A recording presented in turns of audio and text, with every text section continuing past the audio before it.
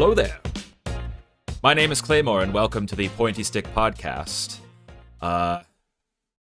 As we decided originally, we were going to have an episode about Kenobi, which, as of this recording, ended last week. So if it wasn't obvious enough from the title. I have, as always, my good friend SuperSheepin to my right.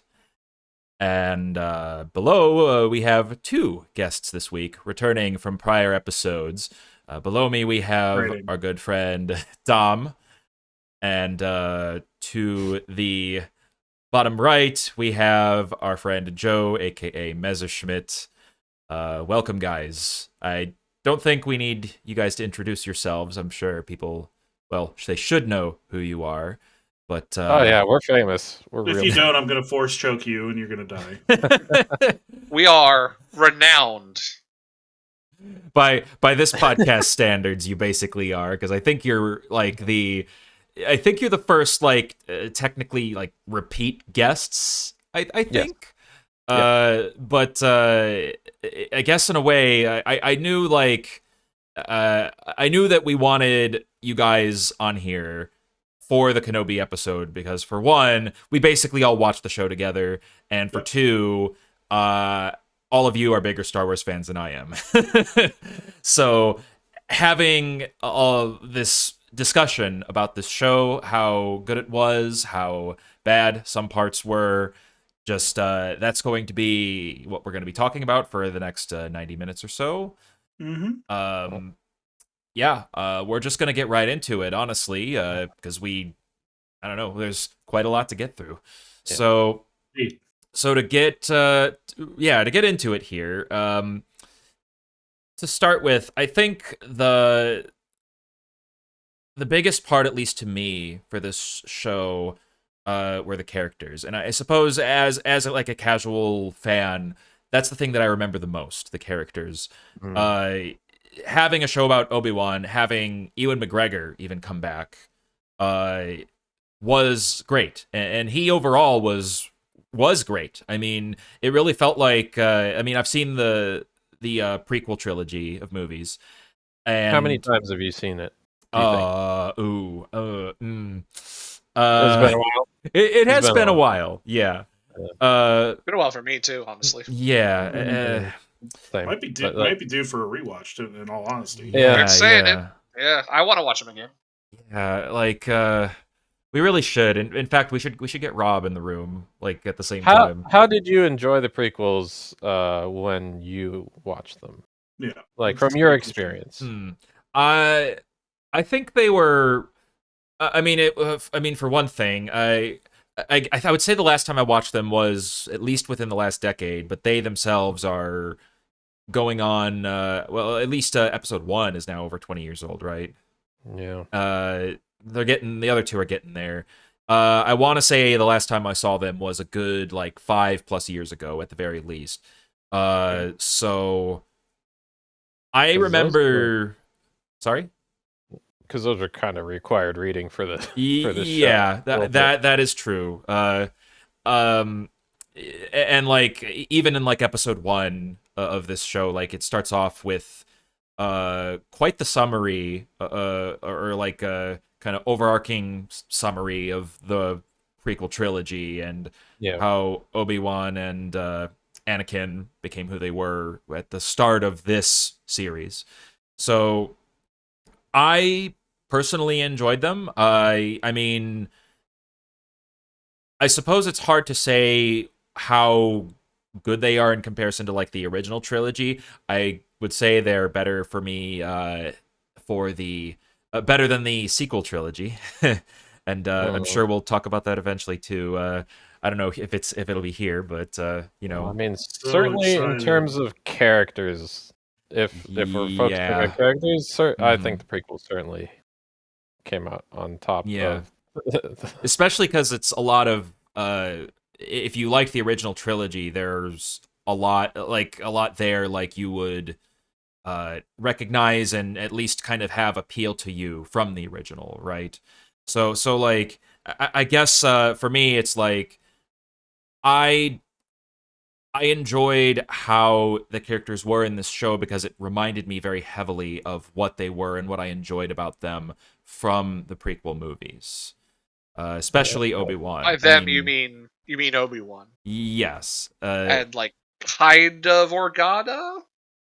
It's like how many other kind of prequel Anakin. characters? Anakin. I mean, that's the other major one. Yeah. I think I liked how they expanded on the prequel lore quite a bit, actually, in this show. That's definitely been something that I've seen from the general internet consensus, is that, like,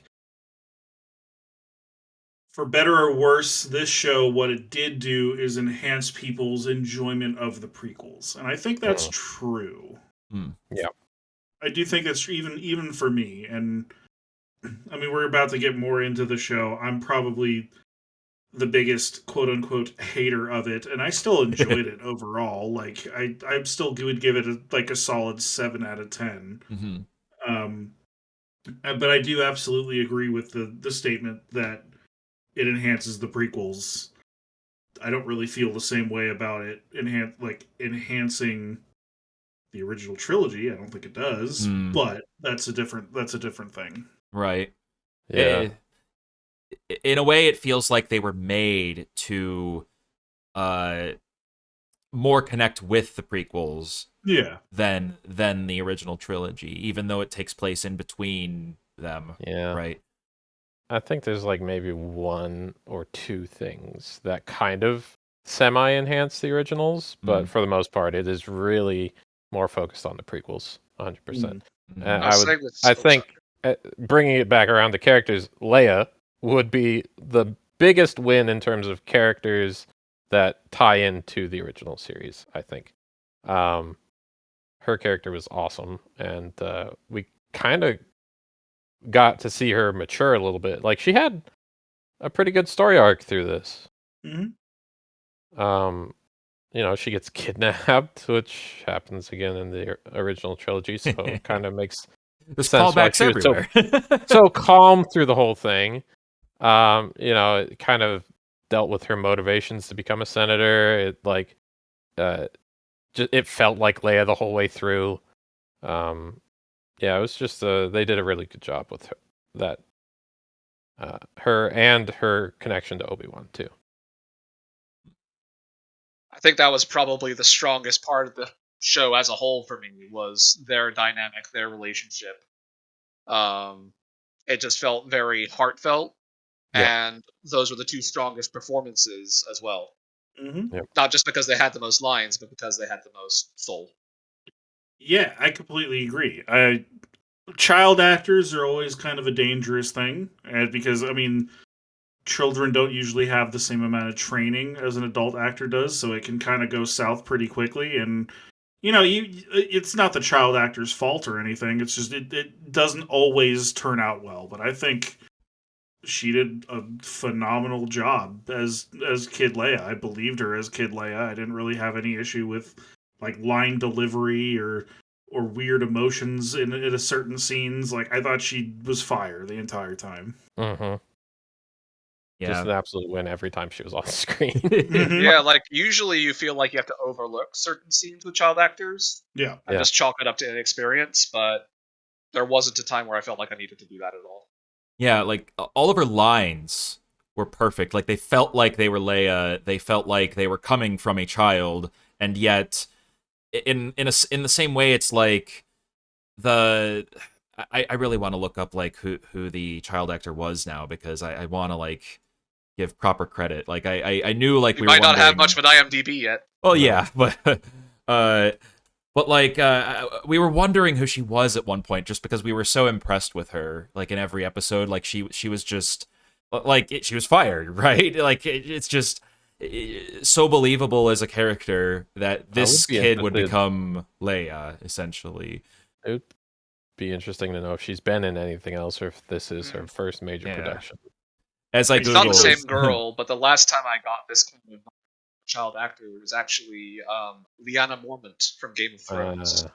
The Lady of Bear Island. She was this little northern lady, like lord, who would just put all the big men in their place, and she was fantastic. That was the last time I got a vibe this good from a child actress. I remember her too. Like it's like they exude their own energy in such a way that like any character like expecting, you know, the stereotypical 10-year-old girl would be taken aback and be like, whoa, we got a badass here. Her name is Vivian Lyra, Lyra is Vivian Lyra Blair, if I pronounce that correctly. And as I look her name up, literally the top like 10 results here say, who is Vivian Lyra Blair? Yeah, maybe, has she been in anything else? I honestly don't know. Society needs to protect her from the internet. Yeah. She deserves to live a normal life and be a normal child, even though she's awesome. As an actress, I expect we'll see her a lot more. Showbiz, that might be asking more than life will give her, but yeah. Here's an IMDb page. I found it. She was a girl in Bird Box.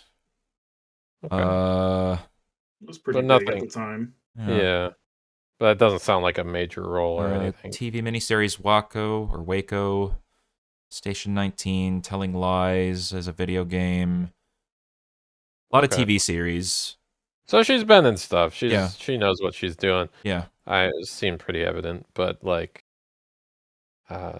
she really pulled it off. Mm-hmm. And then like I think we already mentioned it, but her relationship with Obi-Wan, especially kind of exploring like her interest in knowing about her real parents and stuff. Mm-hmm.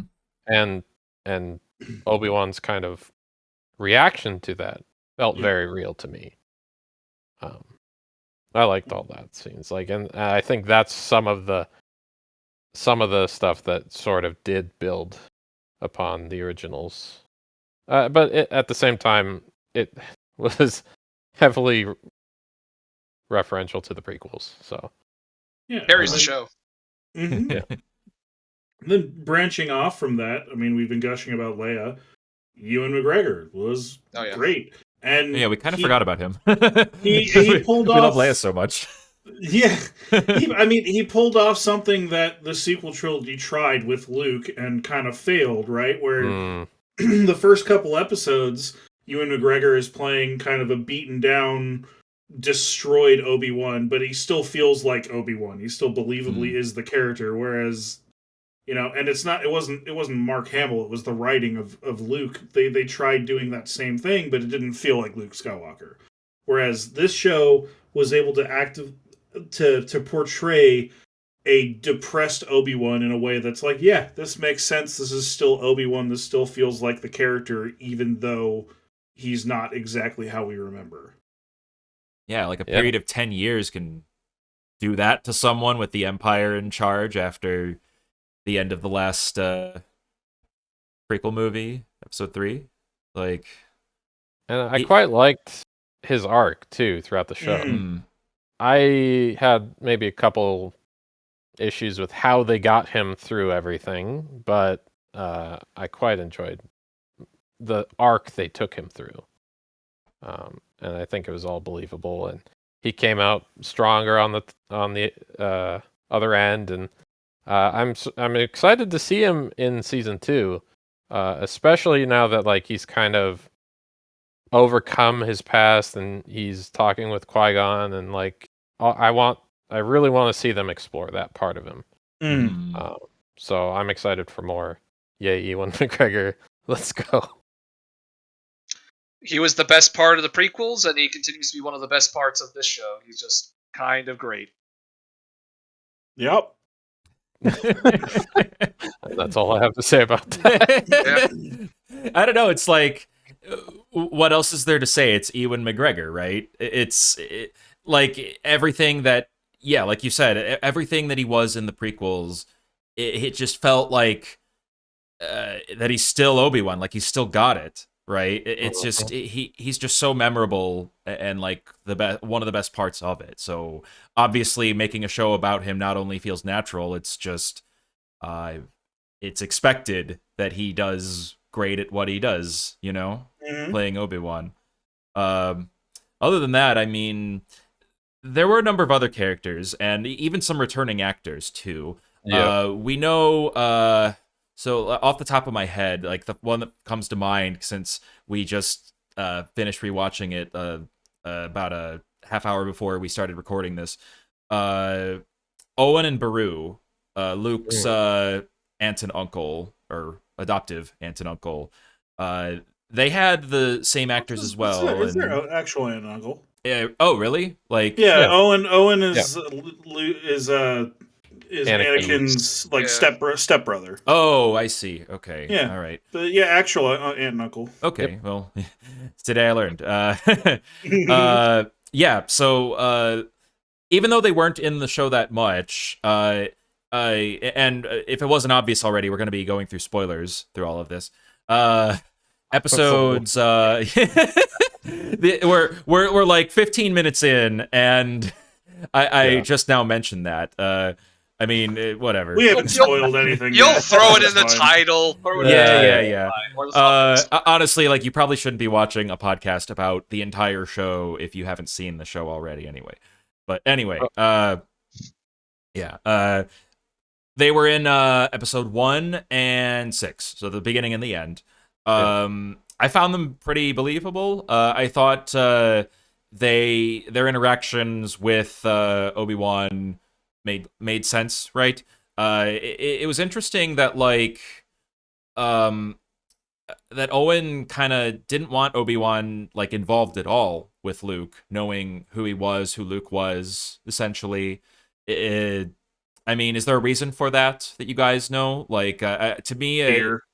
I mean, yeah, out of fear, I guess. But like, I don't know. I guess like it's like, well, so he's technically is like Anakin's stepbrother, right? Like, so, and he saw the Jedi come and take Anakin away, or at least heard about it, and basically got himself killed in the Clone Wars, or right after that. Like, I don't think like real details of his death were given, but like, he still he believes Anakin is dead. The Jedi kind of messed up his family a bit. Like that does make sense.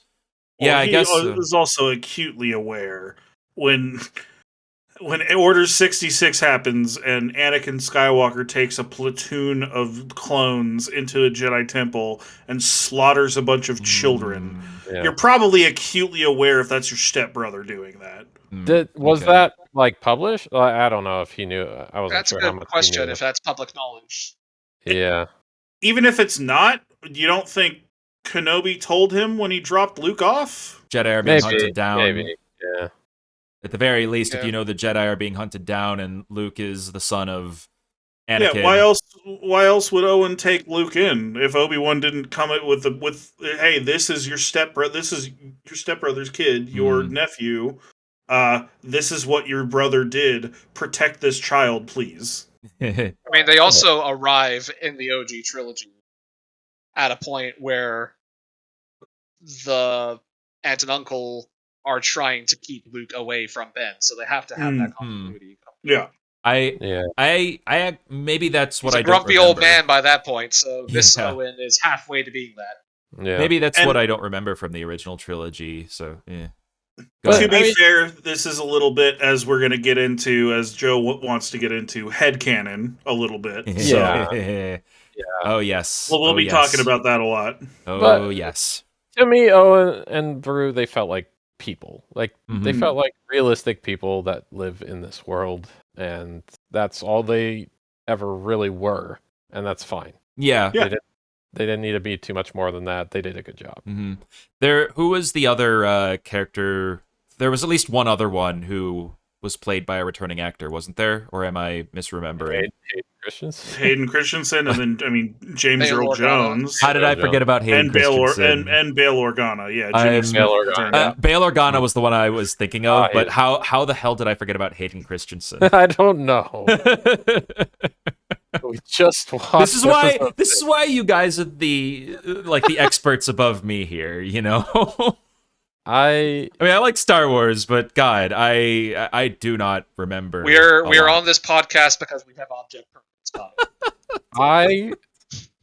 You're on this podcast, but we don't grant you the rank of master. See, at least I understood that reference. Oh my God! I think Hayden Christensen's performance actually kind of elevated the prequels. If I'm honest. Hell yeah. I really think it felt like for Hayden. It really felt like Anakin from the prequels. It also felt like Darth Vader from the OG. He did a good job tying them both together, and honestly, it was really cool to see him again. With respect to James Earl Jones as the voice of Darth Vader too. Oh, well, so I guess we might as well go into that real quick because it's going to be a really quick whatever. With talking about James Earl Jones. Oh yeah, okay. I absolutely loved his voiceover performance because we've mentioned it in previous episodes of the podcast. We're going to keep bringing up Lion King 2019. It always comes up. One of these days we're going to do an episode about it, I swear. But him as Mufasa doesn't really... It's uncanny valley. He sounds like an old man. And even in Rogue One, like the scene where he's talking to Krennic, I like the scene, but his voice does sound kind of uncanny valley. It's like it's almost Darth Vader, but not really. He sounds like an old man.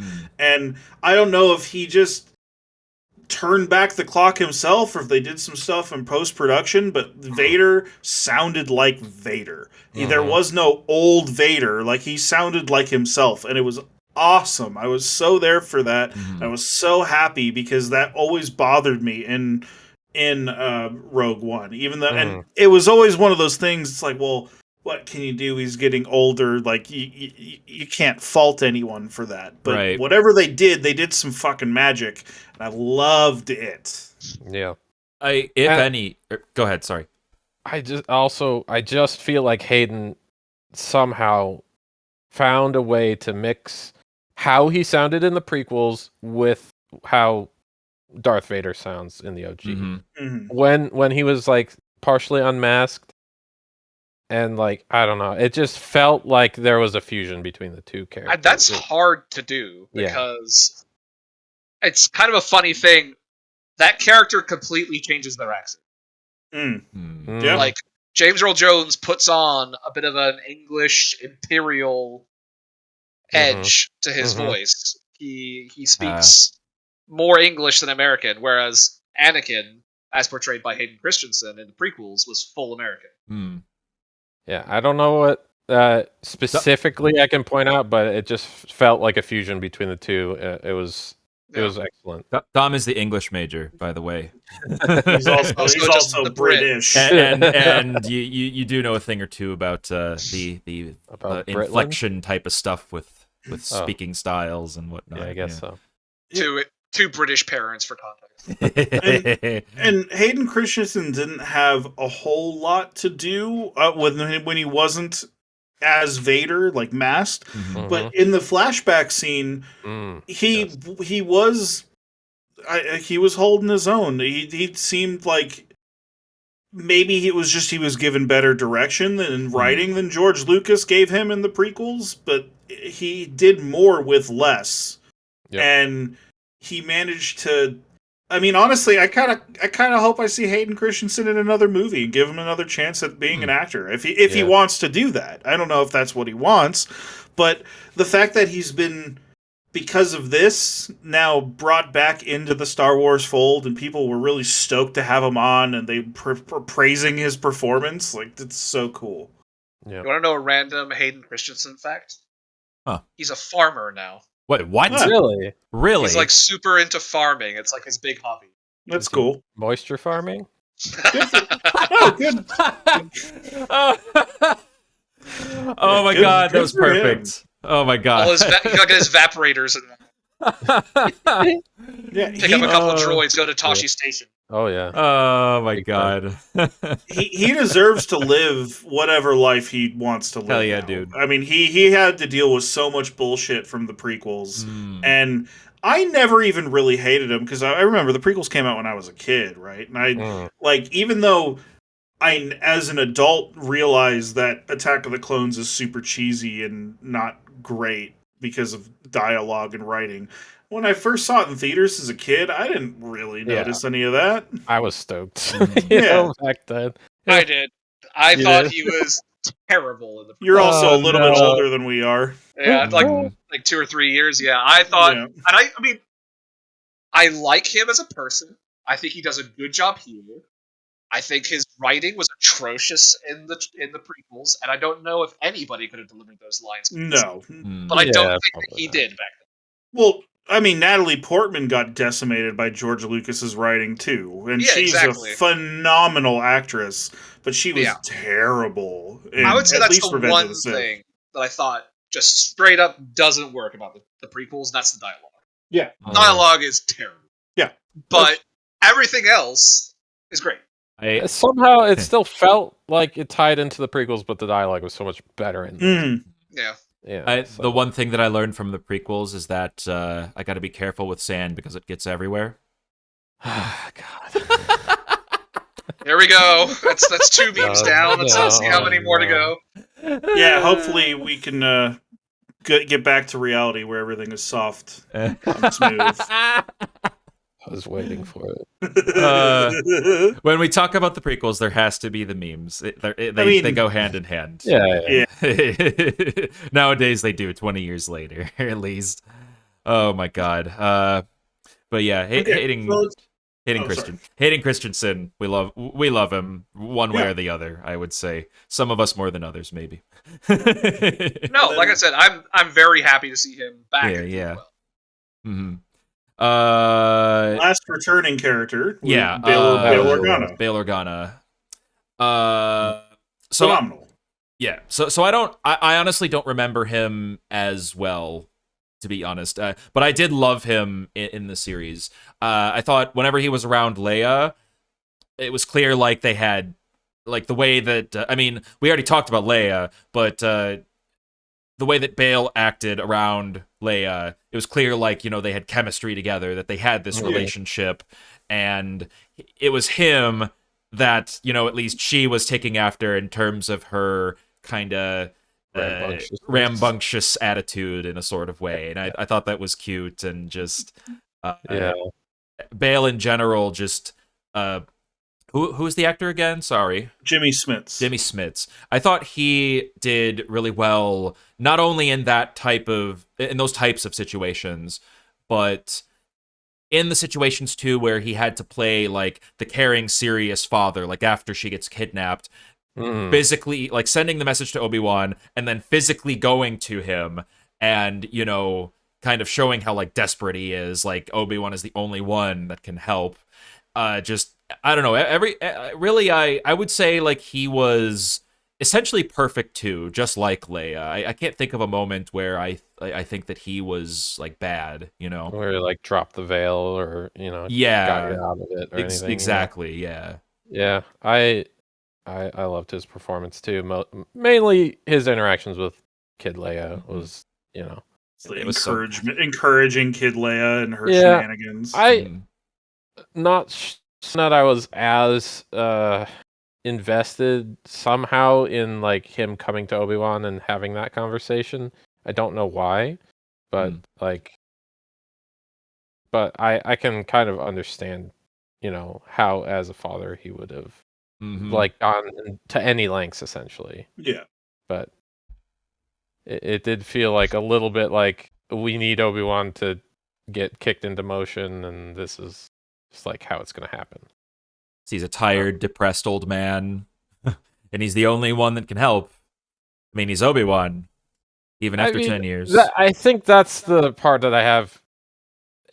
Is he the only one that could help? You know what I mean? Like, well, he's the only one who knows the whole situation. So again, it's Obi-Wan, Bail, and Yoda are the only three that know that Leia is Anakin's daughter.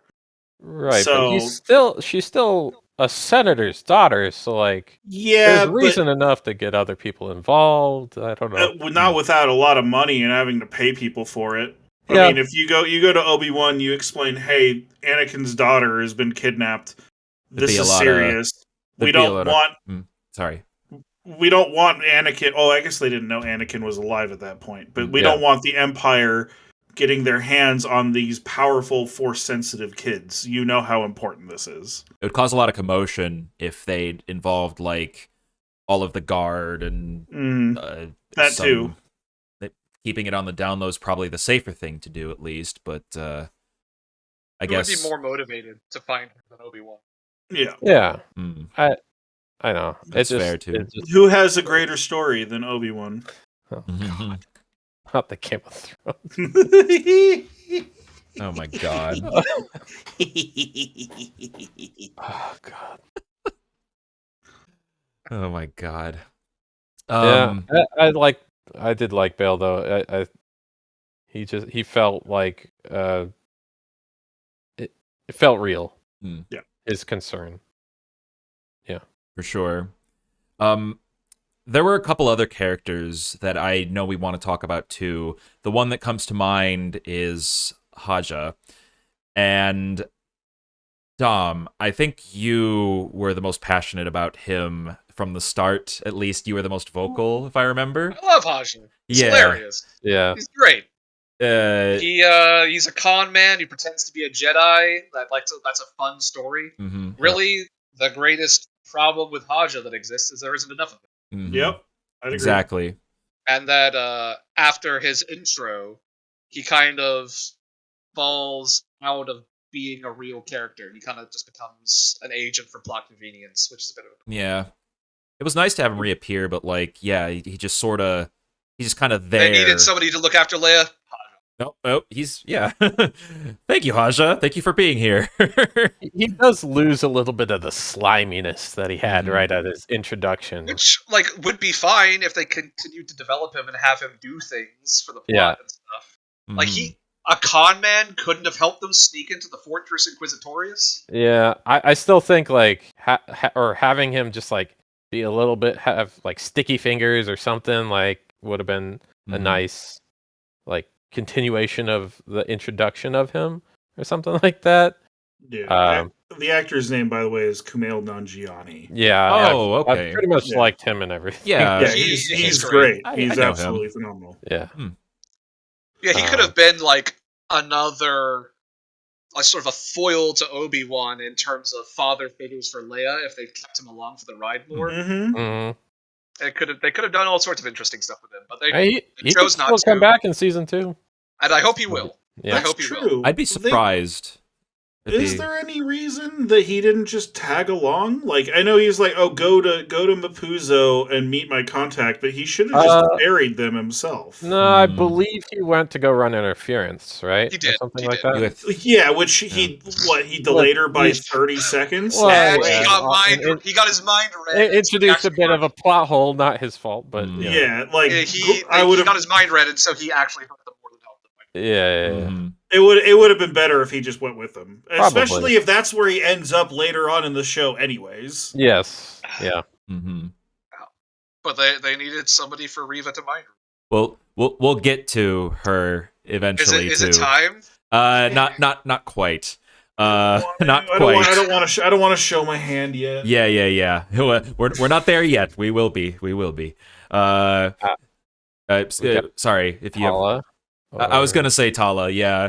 I like Tala. I mean, just to clarify, casual Star Wars enjoyer here. She wasn't in anything else prior to this show, right? She was created in this show. Yeah. Okay. As far as I know, yeah. Okay. I thought she could have been more for sure, but I thought I liked for who she was. I think like there were a couple scenes that were a little bit kind of, I want to say, yeah, like maybe a little unintentionally hilarious. Like for me, like one that comes to mind is like when she was walking into the. You're cutting out here. Am I cutting out? Yeah. Okay. Am I? Okay. You're good. The one thing that that comes to mind was not one thing. The one scene that was hilarious to me was when she's walking into the in episode 4, walking into the sanctum. She had that scene. Fortress Inquisitorius. She had that scene with the doorkeeper, and at first, like, she's kind of like, well, what's the problem, kind of thing, and then she takes up the demeanor of like the superior officer. It kind of just felt like it was put in there just to be, like a tense moment, but it didn't really feel all that tense. Like there are moments like that where she just kind of played the moment, but it kind of felt off because it was like she was one thing and then she was another thing in a way, if that makes sense. But let's be clear though, Indira Varma is a queen, the actress. Oh yeah, I really awesome. Like her. I don't know. I first saw her in the Rome TV show on HBO, and she's been awesome in everything ever since. I don't think I had as much of an issue with that moment, but I mean, I guess I didn't have an issue. It's just like it felt a little weird, I suppose. I mean, it made sense and everything. Well, she literally is a spy. Yeah. I think the biggest issue that we all had issues with was in the comlink room. Right. Oh, yeah. And the superior officer tries to give her a talking down around the corner. She knocks him out, but no one notices or hears anything. I'm pretty sure she breaks his silent neck, room. And she's like talking on the comm the entire time, and the entire other room is silent. It's just like, what is this direction? Like, what are you doing? Like, even the camera right there, like, we were seeing her do it through the thing that she was doing it behind. Like, there were gaps in the, wall. Yeah, there's, like, little windows in the wall. Anybody could have turned around and saw it happen. Yeah, but I don't know if it's just like they're framing the rest of the Empire as, like, keep your, like, you got your blinders on, you're doing what you're doing and not focusing on what anyone else is doing. Seems a little silly, but I mean, I wouldn't have had a problem with her killing the guy, but just not right there. Yeah. If it was like actually a different room. Yeah, something. Sorry. One of the scenes I did like with her, even though again we're touching on plot hole territory with Reva, that scene where Reva's interrogating her and she's like, "Of course I'm a spy." I thought that was a fun line. No, it was great. Yeah. It was absolutely great. The mind games? The whole mind games in that scene. Yeah, the mind games. Yeah, I really liked that. It was well acted on both parts, I thought. Yeah. I loved that scene, and I absolutely agree with you. The problem is that Reva can read minds, so why doesn't she just use that all the time? Yeah. Oh, boy. Especially when she has this very strong suspicion that someone is lying to her face. Yeah, like, okay, let's just forget that she has that power for 30 seconds. Yeah. That, hard to get around that. They shouldn't. We can talk about that more later. I have my own headcanon as to why she might not. But, yeah. Let's make a headcanon counter, ladies and gentlemen. As far as Tala goes, I really liked seeing a little bit more of, like, the insurrection from within the Empire. That was her character representing it. Like, that, I think, was almost what Finn was supposed to be in the sequel trilogy, but they never explored it. Now we're talking. Paula didn't stick around for long, but at least she got notes of it, you know? Yeah. Like, you kind of got to see how the Underground Railroad actually sort of operated from within the Empire and stuff. And it made sense to me, so. Upon rewatch, what we kind of discussed was we felt like it needed one more episode to kind of give Tala a little bit more backstory. Because when I was asking questions like, why is Tala doing this? Like, what is her reason? Not that she doesn't have one. Yeah. It's just never told to us. We don't know why she's helping the Jedi, why she cares, why she's Didn't she like literally tell us? They didn't show us, but they did have her basically say, "This isn't what I signed up for. We're just killing innocents and children because they're force sensitive, and that just is wrong." She said as much, But they didn't really show us her aversion to that, you know. Like, what if we had one episode where we are actually shown that, right? Yeah. Like, show don't tell. Yeah. I think that was the other problem when she dies in episode 5. I didn't feel anything because I don't know anything about the character. Like, yeah, she had some cool scenes, and there was the cool like with Reva, the mind game sort of thing. It's like, yeah, that's awesome, but why do we care about her as a character? And I think that is not just her. I think that's a lot of the other underground path people. You're striking upon something that I wanted to say is like that is the major problem with all of the new characters introduced is that they don't explore enough of their motivation or like they're just kind of there. They're there for plot convenience. A lot of they're there for plot convenience mostly. Well, that pilot Wade who dies when they're leaving Fortress Inquisitorius. Oh, yeah. Upon rewatch, we didn't even know who Wade was until he died. Yeah.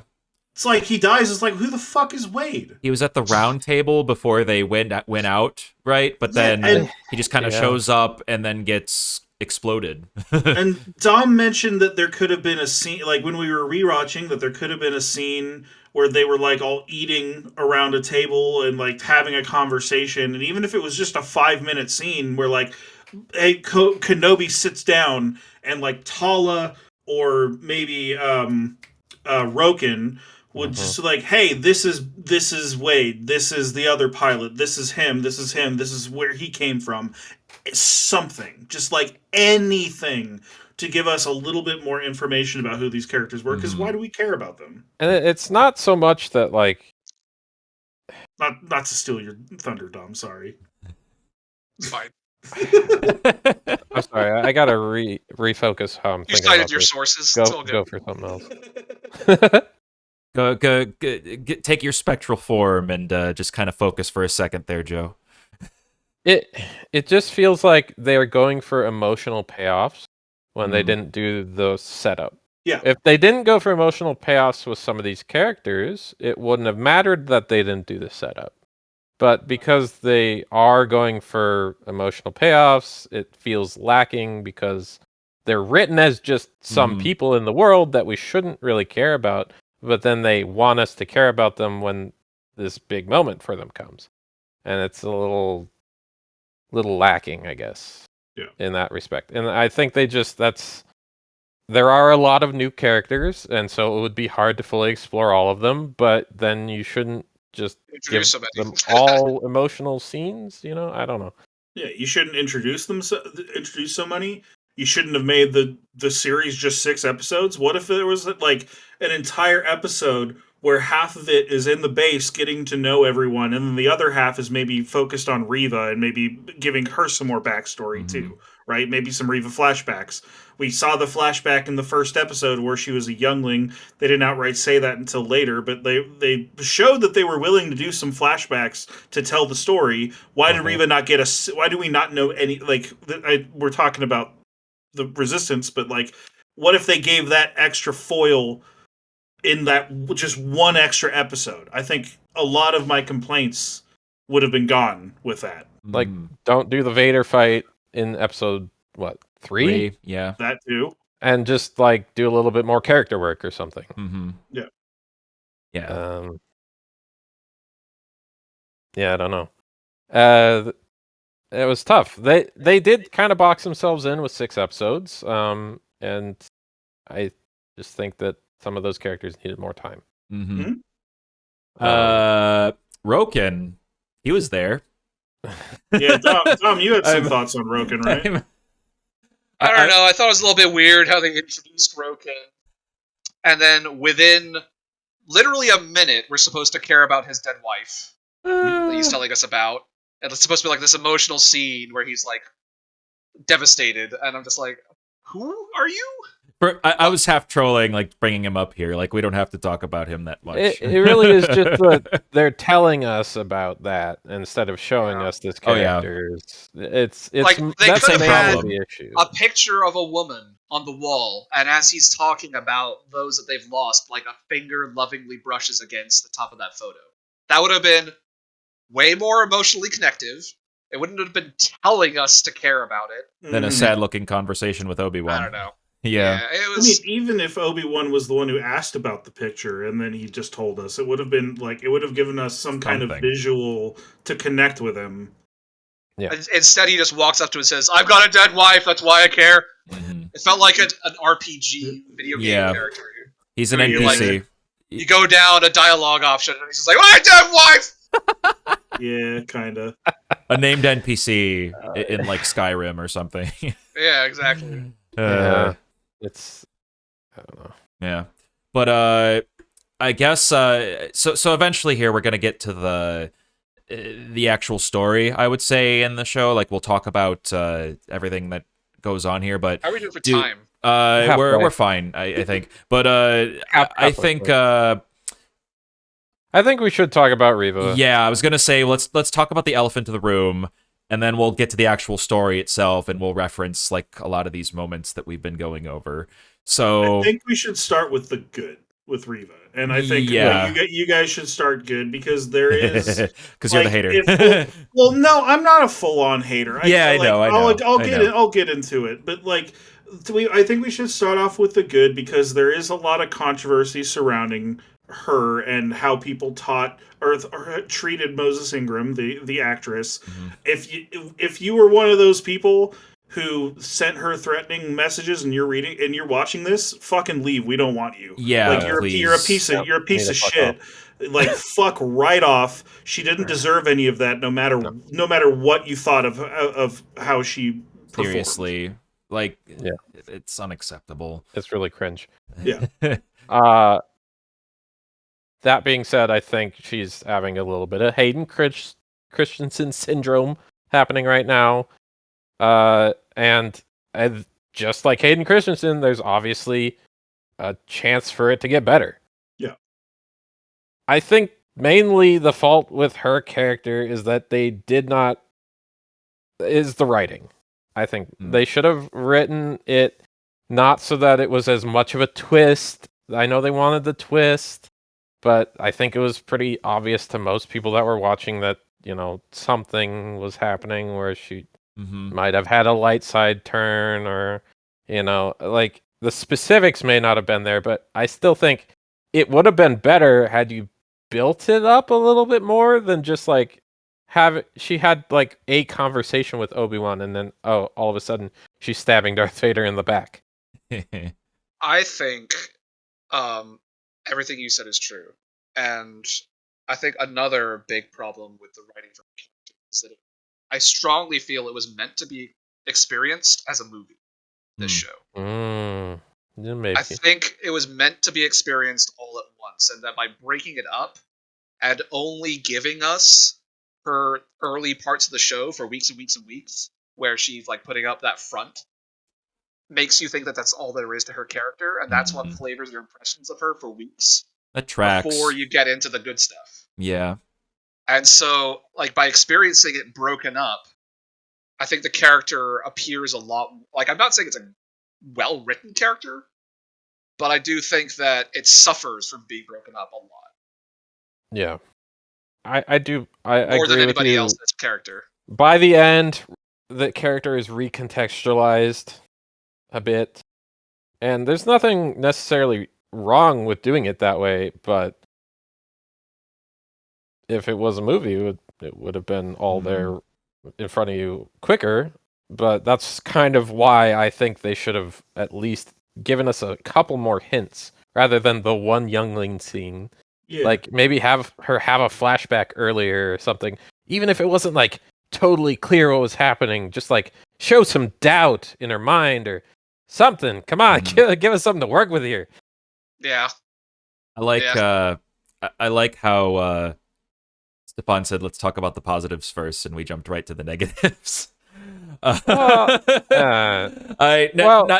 like, delegitimize anything you guys are saying. You're right. But like that, really, when it comes down to it, it's there's so much to talk about with the negatives that and we will keep going. It's just.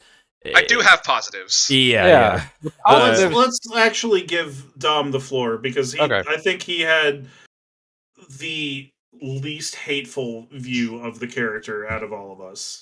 I think that she does very well, Moses Ingram, from episodes 4 onwards. I think I liked her in the interrogation room with Leia. I liked her in the torture chamber with Leia, where she was betraying in facial expressions and restrained watery eyes, how much that was bothering her. The final episode where she, is going through everything on Tatooine, I think she did great there. I think with the full context of what the character was going through, her performance, even in the early episodes, makes sense. And how over the top it is. Yeah. But you don't have that context for weeks. And, I, in my own headcanon, kind of picked up on it and said it at the time that I think that she's, putting up a front. But all I had really to go on there was intuition. And so I understand if people didn't feel that way about her and thought that that's just who she was. This is why we're going to say headcanon so many times. This character. Yeah, this character requires a lot of headcanon because they don't give you enough information in a lot of ways. A lot of assumptions. If you're gonna make connective tissue between episodes and scenes, you have to kind of assume a lot of things. It is just weird that they make her a central character, but they don't give us enough to really construct who she is. Yeah. Even at the end, it's a little vague. Yeah. But by the end, she is a much more complete character. And the later episodes contextualize the earlier performances. Yeah, but it's still kind of awkward when they're a new character to have to wait until the end to get introduced to them, essentially. Which is why I think it should have been dumped the whole show at once. Yeah, I think either that or they just needed to have more early on explaining what's going on with her, because sure, her later stuff recontextualizes it. I personally don't think it excuses the cringe that was her first 3 episodes. The parkour was pretty hilarious. Well, so the parkour, who's she acting for there? Who's she putting up a front for there? No one. It's just Disney insisting how fucking awesome she was. Oh my god, it's so cool. Fucking wasn't. Yeah, I definitely was like, oh my god, she's so cool while we were watching it. And then, sarcastically, it's just the entire not the first 3, but the first 2 episodes. The biggest problem I have was just the insistence on how much we need to think she's a badass, and it's just why? Yeah. I didn't think it was convincing. I didn't think her Moses Ingram's performance was convincing either. And sure, I get that writing has to do with that. I get that directing has to do with that. But if you you can literally say that about any actor performance ever. So if we're just going on, the writing was bad and the direction was bad, we literally wouldn't be able to criticize any actor for any performance throughout the history of acting. So I don't think she did a good job for the first 2 episodes. I don't. I think it was cringe. I thought it was over the top. And I even with the knowledge that she was putting up a front, she did a bad job putting up a front then. It wasn't a believable front. I didn't like it. I didn't like it at all. I didn't like her as a villain. I liked her in the final episode. I like the potential that she has as maybe a protagonist in season 2, or, I mean, who knows? They might even do a spin-off Reva show. I have no idea what's going on in Disney's head, but I'd be more interested in exploring the character with a light side turn than I did as Reva the Inquisitor. And that's not even exactly her fault necessarily either, because I also hate Inquisitors. I think Inquisitors are stupid. So she was the worst of the worst. She was the only one that was actually a kid. As they said in the show, she is the least of them. But why? I still don't understand that at all. Yeah, they did. Well, they did because again, they told you they didn't show it. Yeah.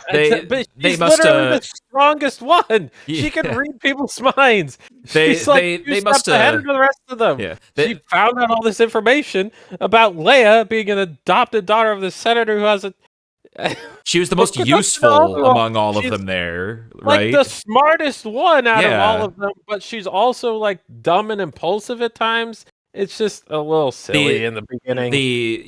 And like the headcanon, the assumption we would make there is that they know that she came from the youngling group, right? That she's not like some original like born of the Empire, raised that way. She came from the youngling Jedis or whatever. Well, yeah, that's Jedi. That's the I don't thing understand. is, yeah, Yeah. there is even that line that most of the Inquisitors were fallen Jedi. So Mhm. why is she any different? Yeah. Hmm. They didn't She's give a us any- fallen Jedi. Yeah, like The Inquisitors that's are true. just so ineffectual, dude. There's Hmm. there's like no substance there. I do. Hmm. Before we completely move on from I have a rebuttal. Just that,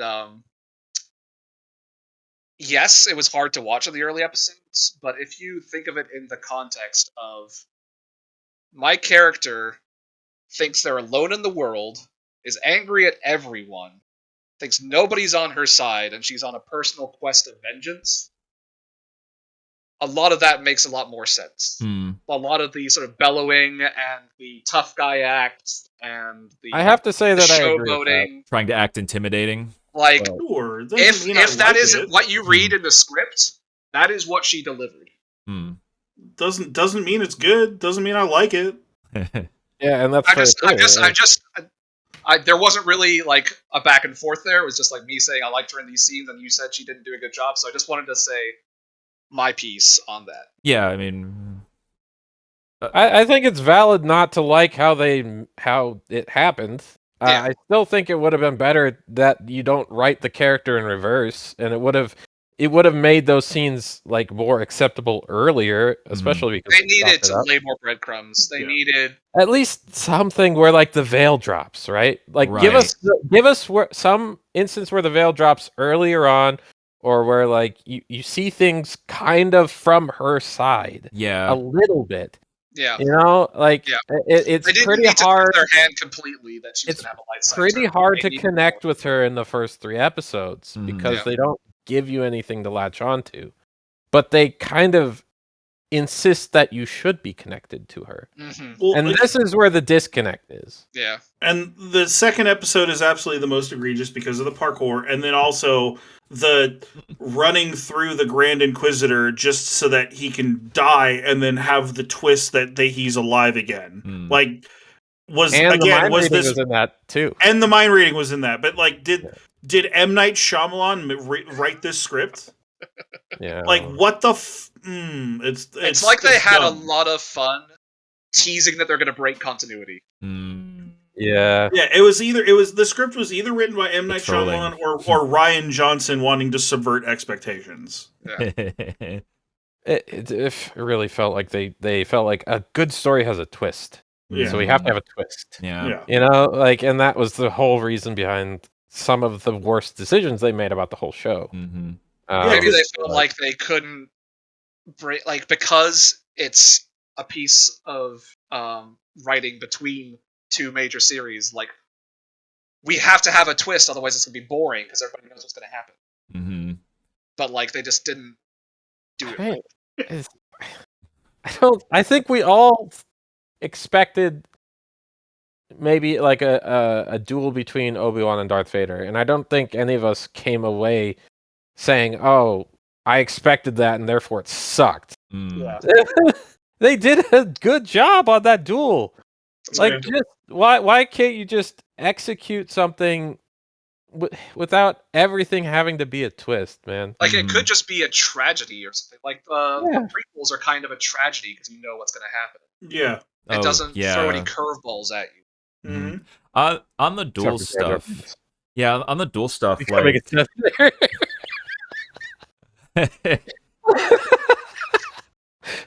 What? On the dual stuff.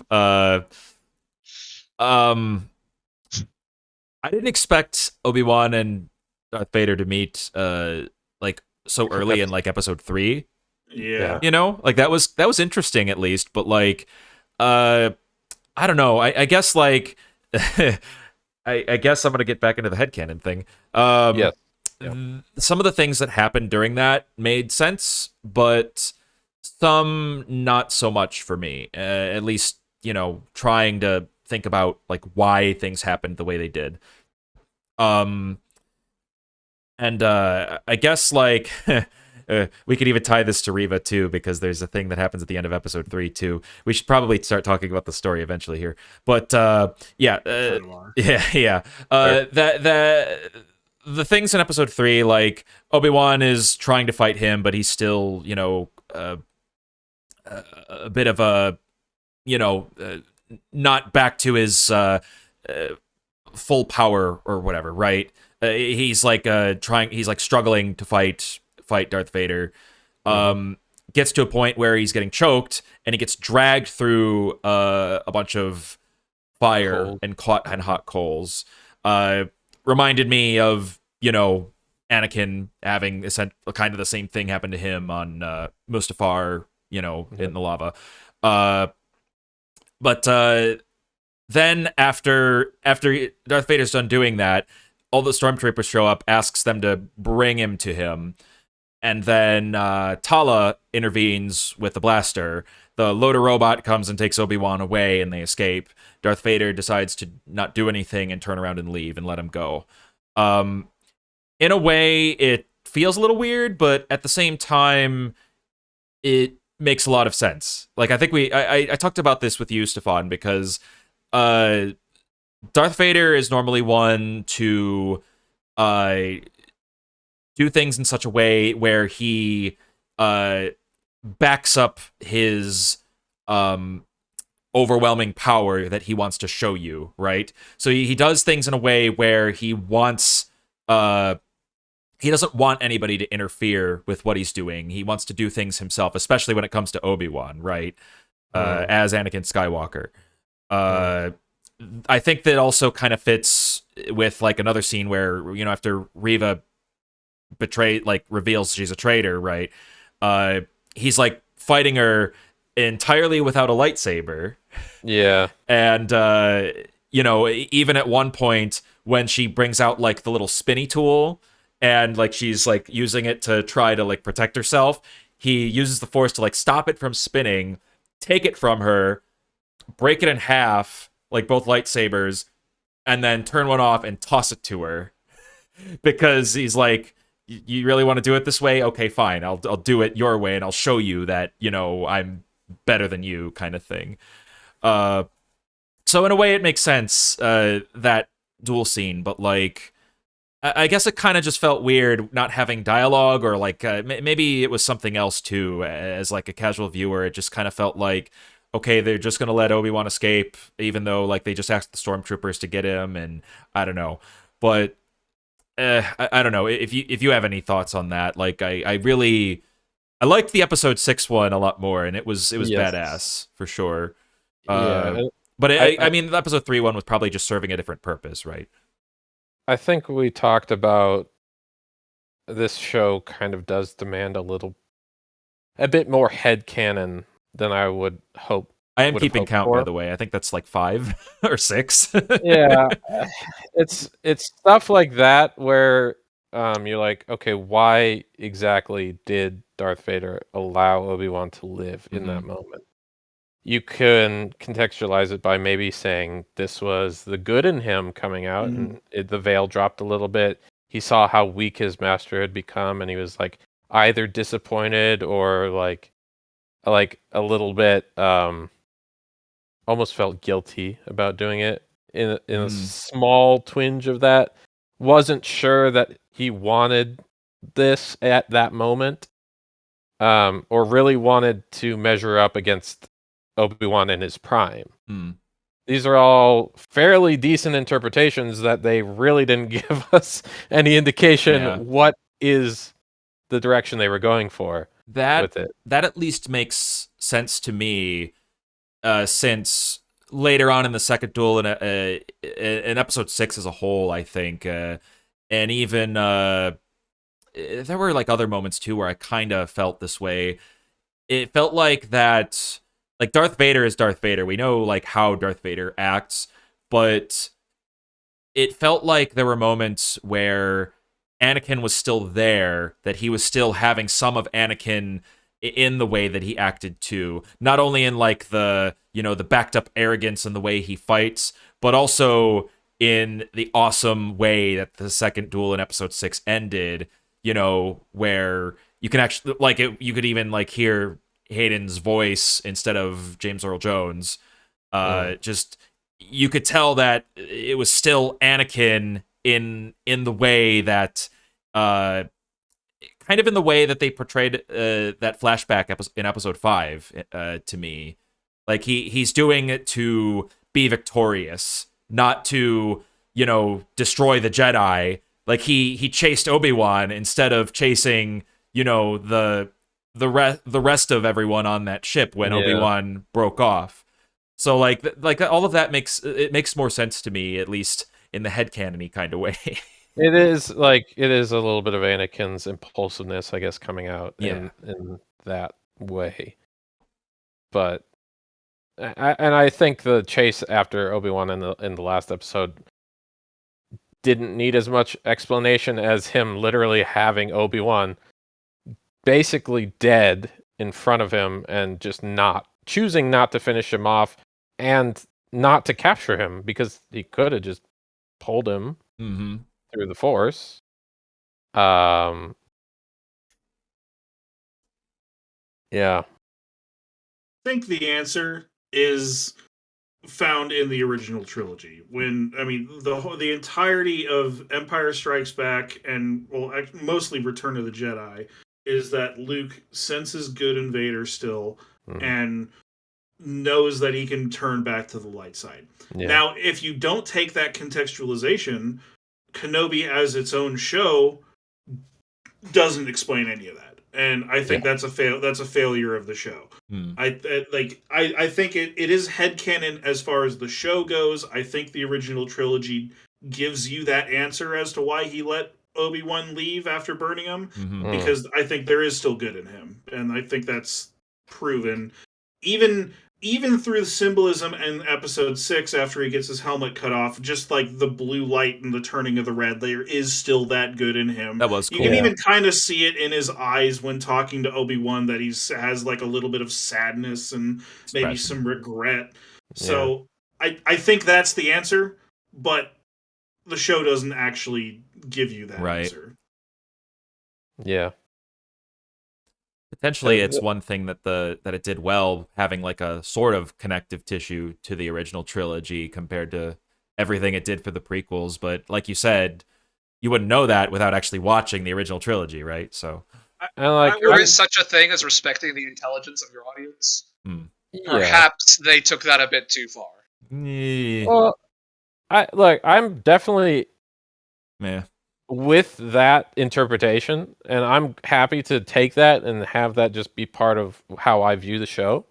But I think some people are going to view it differently, and then there are definitely moments where it's harder because there is no context.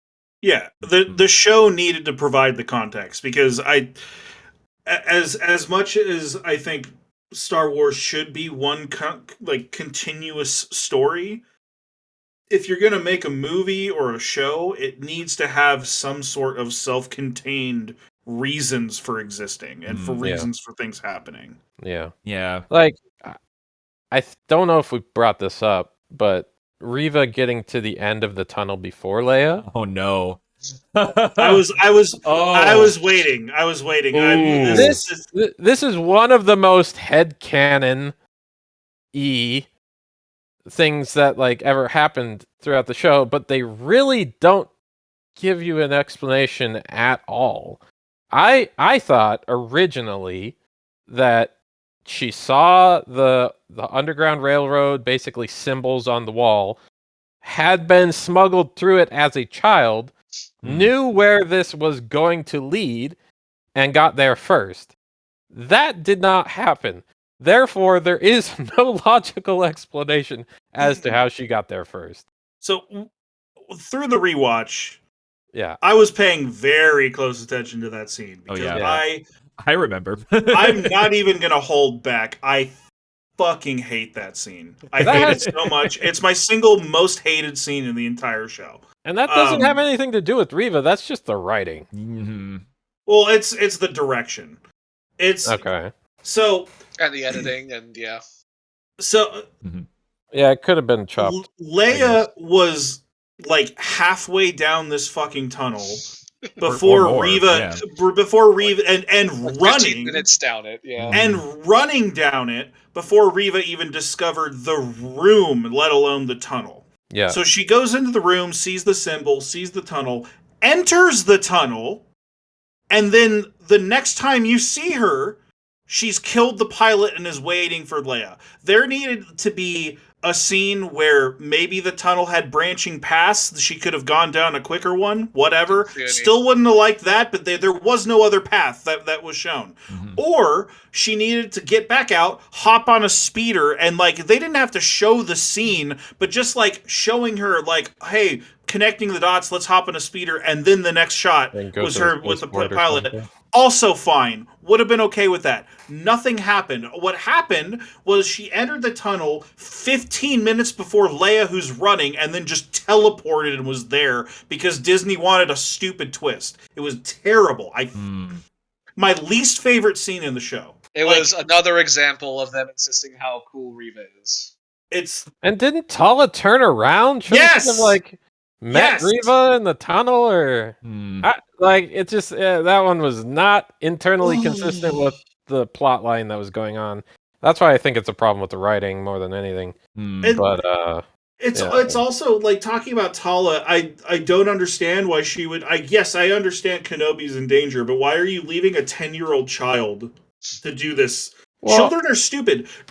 I wouldn't have put it past Leia turning around and trying to save Kenobi herself. So why are you leaving this 10-year-old child who's the most important thing that you have just behind? Why? I hate it. I hate the tunnel scene. At least for Tala, again, I'm making this up, but like it feels like she knew it's the word you're looking for, headcanon? That her friend in the Rebels was waiting for her at the end of the tunnel. Leia only had one direction she could go because there's no branching paths. So she follows the tunnel. She gets to her friend. She's safe. No one can get there first because they weren't followed. I guess you don't even need to make that up. That it was implied. Yeah, but like that's what it feels like. But but then it just doesn't make sense with what happened at all. You do have to make up how Riva got there, because like either she hops on a speeder, which we don't see, or she like crawls behind the tunnel. She's like behind them, and she's like, "Use the force, they don't see me." Tiptoe, tiptoe, tiptoe, tiptoe, tiptoe. Go in front of them, then wait. Like anything. What? Anything would have been better. Anything needed to be shown. Just something, because the way it was shot, I remember being flabbergasted the first watch through. I was pissed the second watch through. after realizing, after like doing the double take and realizing, good God, that's how they did it. Yeah. Like even for me, that's just really it. There's no okay. I mean, to a similar degree, I think allowing mind reading to be one of Riva's powers when she's not a fully it's like a can of worms. It's implying that she's not a fully trained Jedi because like she never completed the training, because she was a youngling, and because the Inquisitors don't care about her enough to train her, but they still gave her mind reading powers. Feels like a huge plot hole to me. She could have used it in so many instances. Right? We showed A New Hope to our friend Rob like 2 weekends ago, and for all of you who either haven't seen it or don't remember it, there is a scene where Darth Vader interrogates Leia. He uses an interrogation probe because he himself does not have mind reading. And we saw how much more powerful he was than Riva. How does Riva know how to mind read, and why did they think it was a good idea to give it to her? Because they basically only used it in the shot, only used it successfully against Haja, because she tries to do it for Leia, but it, I guess, doesn't work. It's not really clear as to what actually happens. She's just like, oh, it's strong? Yeah. Go for it, Dom. I think this is where headcanon comes in. Again. The only way to explain it is headcanon. I think there is a logical headcanon, which, again, should have been shown to the audience, but maybe it's like, these are not the droids you're looking for. It only works on people who are easily manipulated. But shouldn't Hodge is a con man? Shouldn't he not be kind of a dumbass too, though? He is. I'll give you that. But like, I would believe that he'd be easier to manipulate than Leia would be, even as a child. Yeah. What about what again? Headcanon. Yeah. Yeah. This is all headcanon. Really like, is. You could make a logical connection there, but it's requiring the audience to make up for your lack of explanation. I'm gonna make it's like time travel.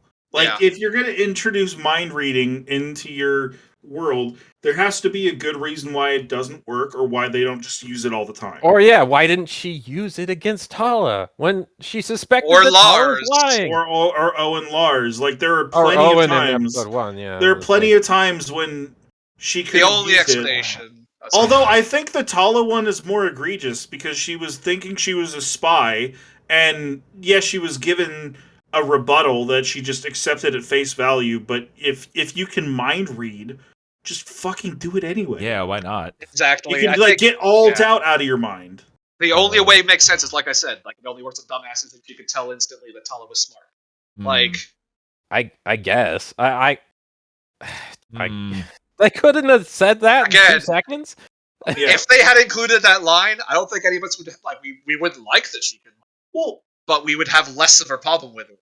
Yeah. What if she tried to do it on Haja, was successful, and then had a line of like, "Wow, you're really weak-willed," just like making fun of him. Like, they could have even played it for humor, and then it would have given us a reason as to why it worked on Haja and not anyone else.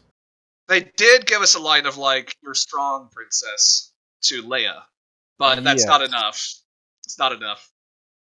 Yes. I mean, I think we're all willing to accept that Leia is strong-willed enough to be resistant and also force-sensitive, so, like, doubly acts in her favor. But again, none of this is really specified in the show. It's all just stuff that we're saying. She just assumes it's a staring contest, and like, it's all headcanon. Look, it's really fine to have some mystery in your show, but you can't have major plot points be just mystery all the way through.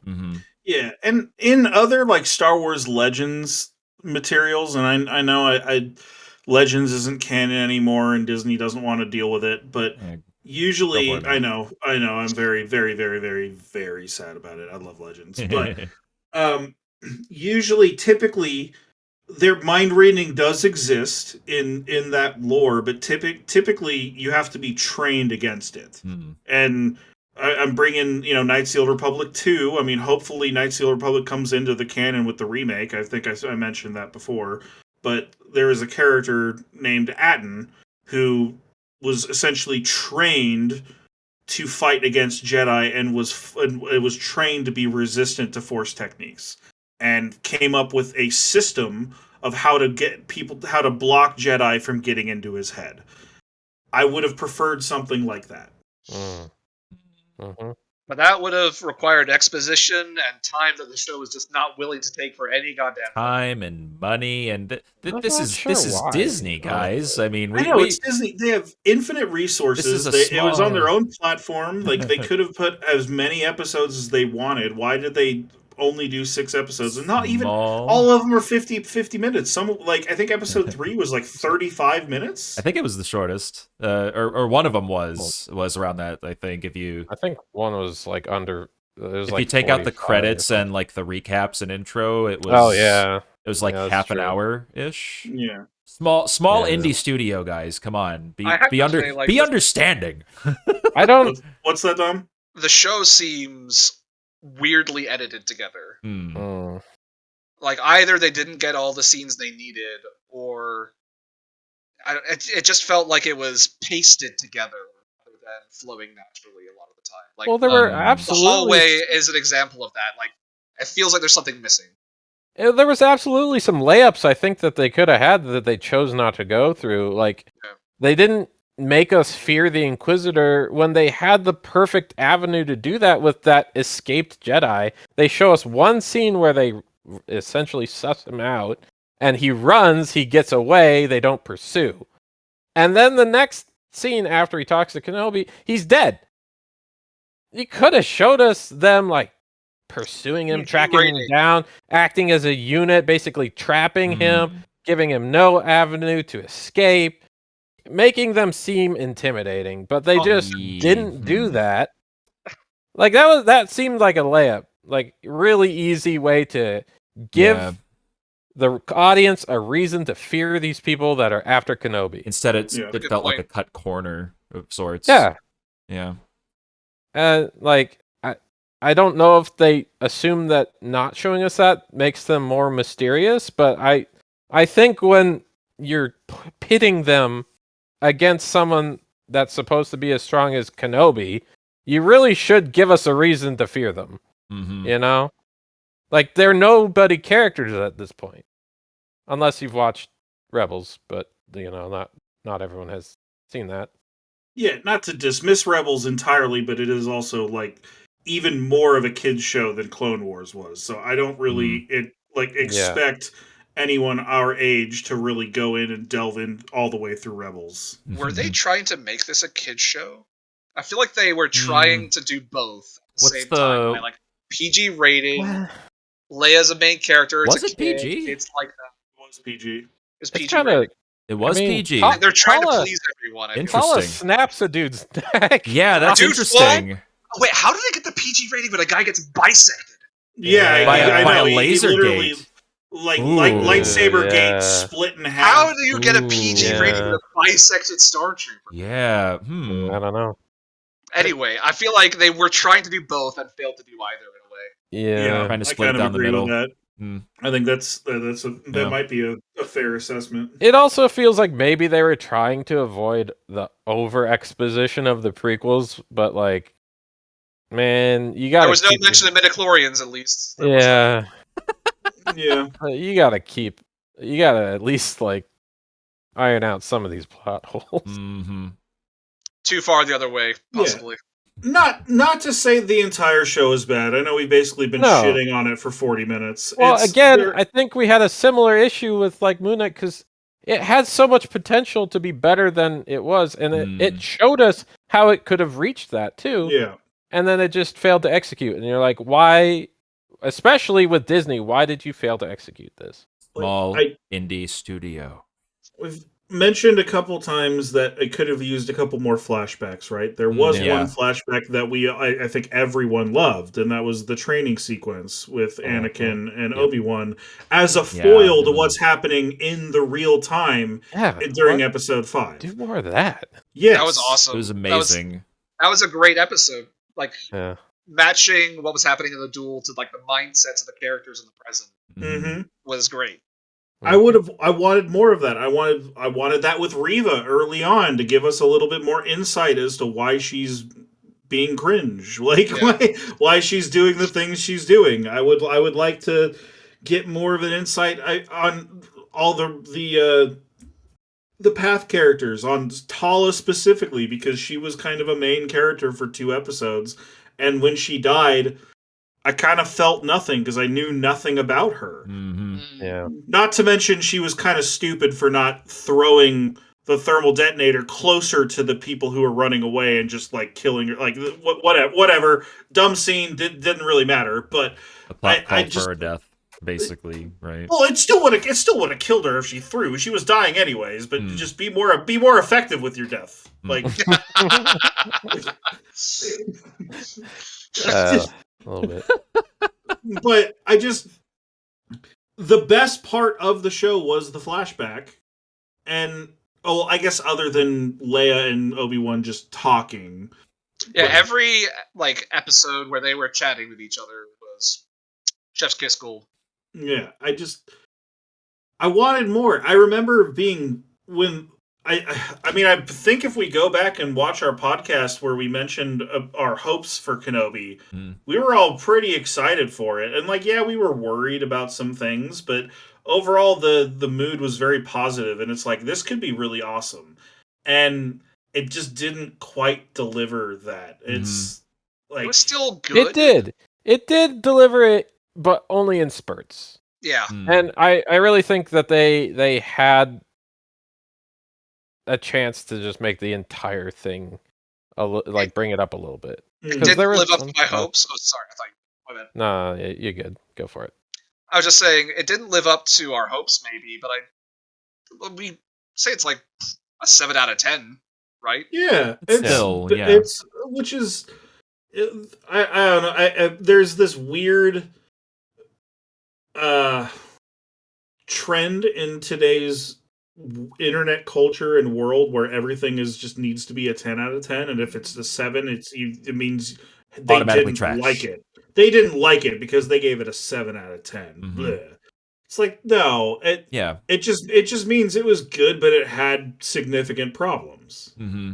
I feel like this is especially true of, and correct me if I'm wrong, especially true of Star Wars fans, where there's so much out there. I mean, it's a franchise that's essentially now intertwined with pop culture. Like, there are fans of Star Wars, like for a long time now too. So there are fans of Star Wars who have zero idea, like me, about this, about Legends, any extended universe stuff like that. There's a lot about it that they enjoy, and like maybe they know that there's problems, but they just enjoy it, right? But like at the same time, even someone like me who's, you know, a passionate nerd can see, like, even something like this, which was good when it shows like the potential of what it could have been, it just leaves me like wanting more, like you said. And overall, like when I think about it as a whole, I am happy that it exists, and yet I'm also disappointed at what it could have been. It's very much like Moon Knight, like Joe said, because I love Marvel, I love most of the shows and the MCU as a whole. It's just, like, in a way, I'm just left a little. Would bittersweet be the right word? Like, I guess so. I don't know. It feels like for some of the things they just said in the writing room, people aren't going to think about this too much. And that's so that's disappointing. Like, don't worry about it. Don't you don't have to explain it. You're overthinking things. You'll watch it still. No, that's cynical. It's just a little tough. If I it is. I mean, need this much rethinking of scenes that I need context for. Like, how is a casual enjoyer going to be able to, like, essentially explain this to themselves if they don't have people that are, like, way more into it to explain it to them? I think a lot of people don't think about that kind of stuff when they go look even at movies. I think that's why stuff like Blade Runner 2049 didn't do as well as some of like Marvel movies, right? Like, because they're people don't, not everyone is willing to go in and watch something and really think about it critically, because a lot of people, they, for better or for worse, right, they just want an escape from whatever it is they're doing, from their job, their lives, whatever. They want to go for 2 hours, watch something, and be entertained. And I think this is absolutely a show that can do that for you. But if you are someone who wants to think about things critically and kind of wants to enjoy it on a deeper level, it's kind of hard to do that entirely. Yeah. Also, for a lot of people, if a show is about space wizards, they just turn off the logical part of their brain. And don't in care a way, about the internal consistency.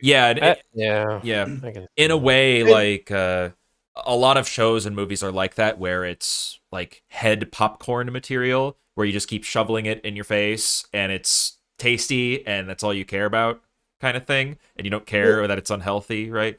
But And I like the prequels, but unfortunately, I think that's part of their failure is it made Star Wars more of a joke. Whereas the original trilogy was very much expected to take it seriously. It was like it was, I guess, kind of made for kids. It was more made for teenagers, but it, like, you see Owen and Aunt Beru's skeleton in the first like 20 minutes, right? Holy like, shit, yeah. Like Yeah. it's meant to be taken seriously, and like the Empire, Darth Vader is supposed to be very scary, and you're supposed to look at it similarly to more mature movies, whereas the prequels, for better or for worse, are kind of turned them into a little bit of a jokes, and now people like them again. But there's a reason why prequel memes exist. Yeah, that I love that subreddit. I do too. It's amazing. It's great. It's hilarious. It's great. But I think it's done a little bit of damage, and like I can't really blame Disney for that. I mean, that's kind of George Lucas and his ego, unfortunately, not having someone being able to kind of bring in the writing and kind of tell him no every now and then. The stories from the OG Star Wars set are hilarious. Oh man, like Harrison Ford saying to George Lucas, "You can write these lines, George, but you can't say them." Yeah. And Luke Skywalker hiding in his trailer, refusing to shoot a scene because it was, so they just arrived at the ruins of Alderaan with all the pieces of Alderaan flying around, and the original script had Luke spewing all this exposition that a farm boy from Tatooine would have no way of knowing any of it. But he was like, "We should go to this place because the Resistance is there," and like he went on for like 2 minutes of just Luke exposition that he had no way of knowing, and like Mark Hamill had to fight him for it. And even years later, when they were meeting at like a con, George Lucas had a sour expression on his face when Mark Hamill's sitting right next to him recounting this story. Oh my god. That's incredible. I think Disney needs a little bit of the same thing. I think they need need someone. So they need someone like George Lucas who can give them a distinct vision, but then they need kind of some checks and balances in place as well. Yeah. Because the way it's going, I would argue, isn't working. At least it's not working for me. Yeah. I think we talked about this, Joe, on the couch like 2 days ago. I think the way forward for Disney is to do original stories. I know, Dom, you mentioned Taika Waititi, right? Do you want to clarify that a little bit? He's working on a movie for Disney, and press releases, sort of interviews with him. He wants to take it in a new direction, just away from the existing storylines, which I think is great. Probably I do too. best. Yeah. I'm also. I mentioned that even though the High Republic stories aren't super well received, I'm almost just willing to just let's just do that, because it's more likely that I'm willing to be able to enjoy it more than if they keep rehashing the Skywalker saga. I'm kind of afraid at this point that they might at one point think that it would be a good idea to redo the original trilogy, and if they do that, in all honesty, if they do that, I'm out. I don't care about Star Wars anymore. Like, it would be dead. It would be dead to me. It would be absolutely devastating. It would be probably the greatest disappointment in my adult life. Yeah, even if it was good, no. I imagine like it would cause such a massive shitstorm and alienation of the fan base that's existed for decades. Yeah, and yet I wouldn't put it past them. You know, yeah, like 45 years. I mean, if they thought it would make money, yeah, you know. yeah. But hey, I thought mean, they could get away with it. Yeah, that's just a theory. A Star Wars theory. A Star Wars theory. Thanks for watching. No. Shout out to Matt Pat. But yeah, Matt Pat Senpai, please endorse us. I'm sure he loves Star Wars as much as you do. But yeah, overall, I think we've at least conveyed our nitpicks, our massive concerns, the things we've loved even. And again, like, it's not like we absolutely hate this show. I think it's very much the same thing as like with Moon Knight or please just many try other to be internally consistent. yeah, Please. It's probably the same thing with Moon Knight, and it's probably going to be the same thing as many other things that we're going to probably talk about on this show in the future, because in the end, we're passionate nerds, and we want things like this that we care about, and that's why we're nitpicky. That's why we talk about all the negative stuff all the time, because we care about this. We want it to be good. Yeah. And the things that are inconsistent, the things that we notice like this, that even someone like me notices, and we point them out and say, hey, that doesn't really feel right. We want it to be better. We know it can be better. And they show us that in the high points. Exactly. Yeah. Like there's evidence that suggests that it can be better. Yeah. So like, yeah, just overall, it's like we thought it was, I guess, the consensus among us all, and you guys can talk too here, but like, I feel like the consensus here is great show. Like, we enjoyed it as a whole. It's just our expectations were so much higher, and maybe we should have had lower expectations. Who knows? But at the same time, we've seen what it can be, and not seeing it reach that height that we know it could get to was disappointing in the end. And so overall, it turns into a result of like a 7 out of 10. Not bad, not amazing, just good. Fun show, could have been great. I had fun still. That's true. Yeah, that is true. I mean, I definitely think I probably hated it the most, and even I'm like giving it a 7 out of 10. Yeah. And it's just because I'm kind of tired of Disney, and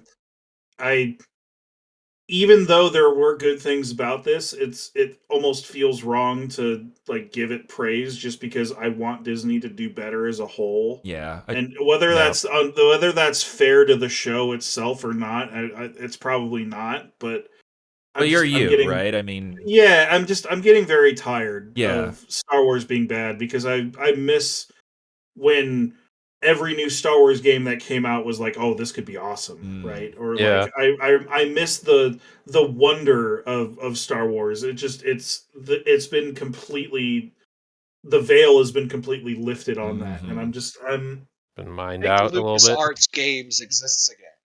That's true. It does. There are still some good games coming out, but then for every good game, you have like the new Battlefront, And like, I know Star Wars games were always kind of a mixed bag, but like the highs of Star Wars games, I don't know if that'll come back. We need more. Like they've been so selective in how many they put out, and like those selective ones weren't even that great. So just give the license out more. Let more people try their hand at it. Yeah, it's not with just EA anymore. Please let KOTOR remake be good. Don't mess it up, please. The more I look into that, the more Aspyr is not that big of a studio. I can't imagine they can do that much with the remakes, which could good or bad. It's probably better that they don't mess with the formula, but just please, like for my sanity, let the KOTOR remake be good. And leave the original trilogy alone. Yeah. Whatever god they worship. Wow. I gotta say, episode 6 left me excited for season 2. I hope it maintains the quality of episode 6. I want to see some Qui-Gon. I want to explore the Obi-Wan storyline behind him, like knowing what Force ghosts are, and let's see some solo adventures with Obi-Wan, where it's like maybe not the whole universe is at stake. They Justice for solo, Haja. some solo adventures. We can bring Han back into the fold. Okay. Get out of here. If you bring Haja, Get out of here. bring Haja. Yeah, Haja, bring bring Haja Haja. back. Haja's, yeah. Let's have a buddy cop. Yeah. Kenobi and Haja? Oh my god. It's probably going to be more like Kenobi and Reva, which is also fine as Yeah. long as they like actually get into her character. Post Yeah. mid episode 6 Reva. Give us a reason to care. Give us a reason to care, man. I mean, give her. I would even say give her a second duel against Darth Vader. She can't win, but Kinda has to die. might if that happens, she would probably have to die. But like, She kind of has to die. Well, have her die saving Obi-Wan. yeah, that would like give a good arc overall to the fact that she had a redemption. Like, Yeah.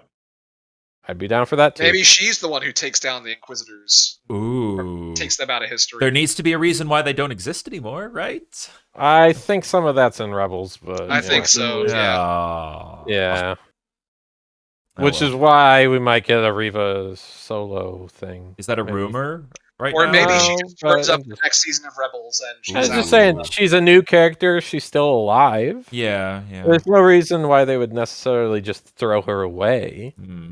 Other than her not doing anything during the OG trilogy. Yes, Hmm. other than that. But, like, obviously they're willing to play with this period of time between the prequels and the OG. So, Yeah. like, You never know, right? there's at least 10 years of time there for her to just do something. Stuff. Mhm. Yeah. Yeah. Yeah. Makes sense. So, you guys have anything else? I think we've ranted and more so ranted, but we've also given our opinions and nitpicks and praise here. So We tried to be fair. yeah. I think at the very least, I would at least. I would recommend it to anyone. I mean, Star Wars is already popular enough. So if you haven't heard of Star Wars, where have you been living? But like, at the very least, like as its own thing, even though you need maybe some understanding of, you need the understanding of the prequels. The original trilogy would help too. But even with your own headcanon, maybe you could enjoy the show as its own thing too. I see you over there. By the way, the title of this video is going to be Obi-Wan Headcanobi. Cut out. You cut out right. You cut out God there damn it. for your punchline, I'm afraid. Obi-Wan Headcanobi. Oh, God. All right. Hello That's a dad there. joke. Hello there. Anyway, I think that's gonna do it for us for now. I think we've General Headcanobi. General Headcanobi. That'll be enough. I've been Cuhlaymore. You can find me at the Twitter right there with the underscore at the end. I also stream on Twitch sometimes at twitch.tv/Cuhlaymore. I'd really need to figure out a good schedule for me to do that. I know I haven't streamed in a while. I want to. Sheepin, where can they find you? YouTube, just SuperSheepin. I dropped the reviews. I'm not really just doing reviews, so Yeah. didn't make sense. Hopefully my Mass Effect video comes out in the next 2 days. I've been saying that for like a month. They can also find you on TikTok, remember? Yeah, Oh, you can yeah. also find me on TikTok, You're a Instagram. I technically have a Twitch I use sometimes when we all play games together. The links are below. I always put them there. I might even make a Twitter. Oh, God. Stay tuned. I wouldn't recommend it. And You'll as never find a bigger hive of scum and filth. Other than probably TikTok. hell yeah. That was great. And as always, Joe is the basement goblin and Dom is the knight protecting us from his evil. Yes. He's probably gonna go give him a poke or two after this episode ends. With his He's gonna grab that pointy stick and give him a poke. I'm gonna what now? no. Don't you come down here. No. Don't you come down here. You won't like it down here. Oh, I totally forgot you had that over the past Does anyone hour and a drown? half.